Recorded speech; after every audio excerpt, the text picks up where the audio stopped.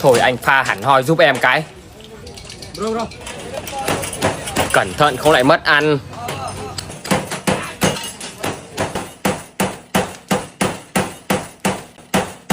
Ui, đừng có múa nữa. Khoan, từ từ đã.